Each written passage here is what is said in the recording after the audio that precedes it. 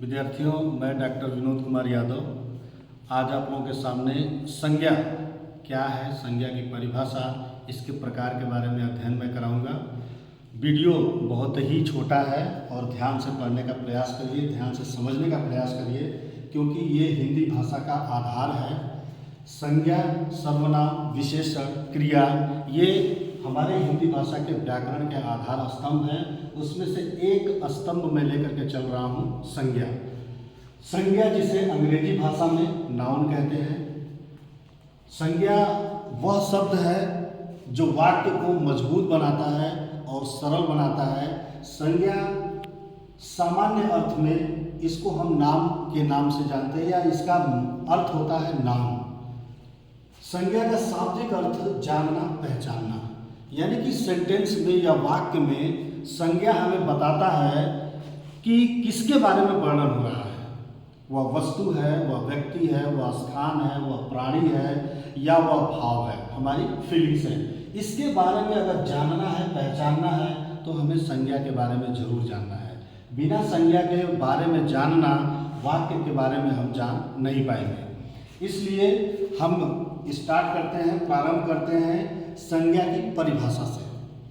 किसी वस्तु, व्यक्ति, स्थान व भाव के नाम को संज्ञा कहते हैं। बहुत ही इजी और बहुत ही आसान मैंने परिभाषा यहाँ पर रखा है। किसी वस्तु, व्यक्ति यानी कि any things, any person, any place, any feeling called noun, यानी कि किसी भी वस्तु, व्यक्ति, स्थान और भाव के नाम को हम संज्ञा कहेंगे।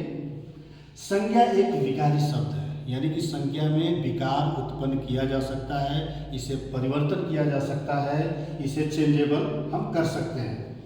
संज्ञा शब्द संस्कृत भाषा से लिया गया है, यानी कि यह एक तत्सम शब्द है और संस्कृत भाषा से आने का अर्थ ही हो गया कि यह तत्सम शब्द है। संज्ञा के अलावा विकारी शब्द सर्वनाम, विशेषण और क्रिया है, लेकिन हमें यहाँ पर देखना है कि संज्ञा हमारा एक विकारी शब्द है और सामान्य अर्थ में हम इसका मीनिंग निकालते हैं नाम। यानी कि हम कह सकते हैं विद्यार्थियों कि किसी भी इस संसार में सारी वस्तुओं का कोई ना कोई नाम है, तो सारी वस्तुओं के नाम को ही, या किसी प्लेस के नाम को ही, किसी व्यक्ति के नाम को ही, किसी की हमारी संवेदना के नाम को ही, या हम किसी भाव के नाम को ही हम संज्ञा कहेंगे। संज्ञा भाषा का महत्वपूर्ण भाग है। संसार की हर चीज का कुछ ना कुछ नाम है, उसी नाम को हम संज्ञा कहते हैं। यानी कि किसी भी चीज के नाम को हम संज्ञा कहेंगे। संज्ञा वस्तु, व्यक्ति, स्थान, भाव का बोध कराती है। संज्ञा हमें यह ज्ञान देती है, यह स्थान है, यह वस्तु है, यह प्राणी है और यह भाव है। इसका जो हमें फील कराता है उसे हम कहते हैं संज्ञा। एग्जाम्पल हम देखते हैं। व्यक्ति राम, सीता, सोहन, भगत। स्थान मांड्या, भारत, मैसूर, चीन। वस्तु किताब, कुर्सी, लकड़ी आदि। भाव खुशी, दुख, सुख, गुस्सा। थोड़ा सा डिफिकल्ट होता है भाव को हम व्यक्त नहीं कर पाते हैं, हम अपने अंतर मन में उसे व्यक्त करते हैं, हम उसको बाहर बहुत ज़्यादा एक्सप्रेस नहीं कर पाते हैं। इसलिए भाववाचक जो संज्ञा है वह कहीं ना कहीं अपने आप में हमें फील करना है। तो हमारी जो यह संज्ञा की जो हमने परिभाषा बताया, हम एक लाइन में भी इसको परिभाषित कर सकते हैं कि संज्ञा, किसी के भी नाम को हम संज्ञा कह सकते हैं। तो इजीली हम अब पूरे संज्ञा के बारे में बता सकते हैं कि संज्ञा की परिभाषा क्या है और संज्ञा कैसा शब्द है। तो संज्ञा कैसा शब्द है? संज्ञा एक विकारी शब्द है। संज्ञा का शाब्दिक अर्थ क्या होता है? जानना, पहचानना। यह शब्द किस भाषा का शब्द है? तो यह शब्द संस्कृत भाषा का शब्द है। अब एग्जाम्पल लेते हैं, उदाहरण पता चलेगा हमें। राम जाता है, वह आज गुस्से में है, मैं मैसूर जा रहा हूँ, किताब कहाँ है। 4 सेंटेंस हैं, 4 वाक्य हैं। चारों वाक्यों में हमसे पूछा जाता है या पूछा जाएगा कि इसमें आप संज्ञा बताइए। राम जाता है, यहाँ पे व्यक्ति नाम है, जैसे हमने एग्जाम्पल में बताया है कि व्यक्ति का नाम को हम क्या कहते हैं? संज्ञा कहेंगे। वह आज गुस्से में है, गुस्सा हमारी फीलिंग है, हमारा भाव है, इसलिए गुस्सा क्या हो जाएगा, संज्ञा हो जाएगी। मैं मैसूर जा रहा हूँ, स्थान का नाम हमने पहले ही बता दिया एग्जाम्पल में, तो यह मैसूर हमारा एक फेमस प्लेस का नाम है, इसलिए यह क्या होगा, संज्ञा होगा। किताब कहाँ है, हमने यहाँ पे बताया कि कोई भी वस्तु, तो किताब हमारी क्या हो गई, वस्तु हो गई, इसलिए यह संज्ञा है। इसलिए हम पहचान सकते हैं जब हम इस संज्ञा के परिभाषा को समझ पाएंगे। एक बार फिर रिवाइज करते हैं, किसी वस्तु, व्यक्ति, स्थान, भाव के नाम को संज्ञा कहते हैं। किसी वस्तु, व्यक्ति, स्थान व भाव के नाम को संज्ञा या नाउन कहते हैं। यह 5 प्रकार का होता है और आगे हम लोग पढ़ेंगे पांचों प्रकार। विद्यार्थियों, संज्ञा की परिभाषा के बाद सबसे महत्वपूर्ण तथ्य आता है संज्ञा के प्रकार। कितने प्रकार की संज्ञा होते हैं, तो संज्ञा 5 प्रकार की होते हैं। पहला इसमें होता है व्यक्तिवाचक संज्ञा। जो शब्द किसी विशेष वस्तु, व्यक्ति, स्थान के नाम का बोध कराते हैं, बोध बोले तो ज्ञान, नॉलेज देते हैं, उनको हम व्यक्तिवाचक संज्ञा कहते हैं। इसका एग्जाम्पल है राम, श्याम, मंड्या, मैसूर, भारत, चीन, कोई भी नाम, चूंकि यहाँ पे लिखा गया है वस्तु का, व्यक्ति का, स्थान का, तीनों प्लेसेस का या प्लेस का, व्यक्ति का और वस्तु का जो नाम है उसी को हम कहते हैं व्यक्तिवाचक संज्ञा।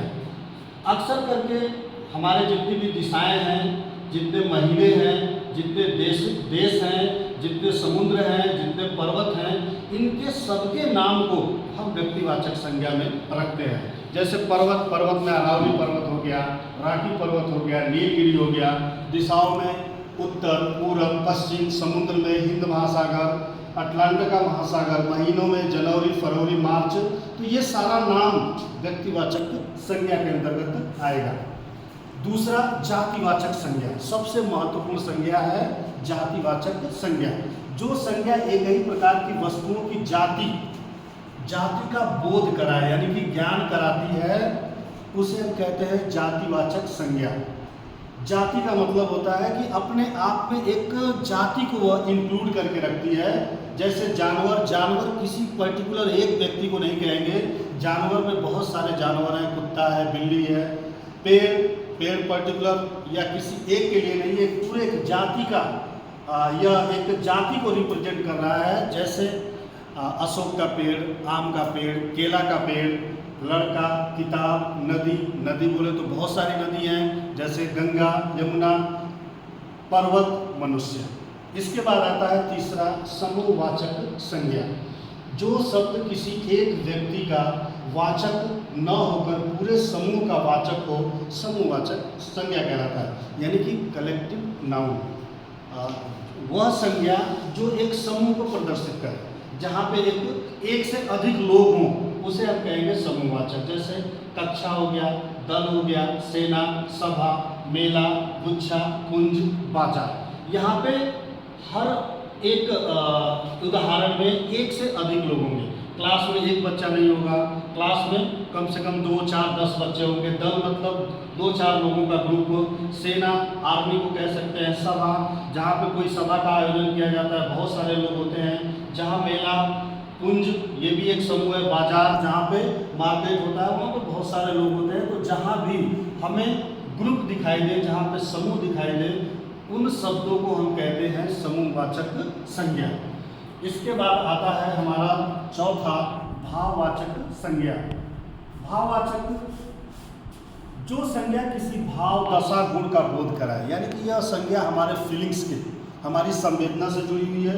इसको हम प्रेजेंट नहीं कर पाते हैं, इसको हम केवल महसूस कर पाते हैं, इसलिए इसको भाववाचक संज्ञा कहते हैं।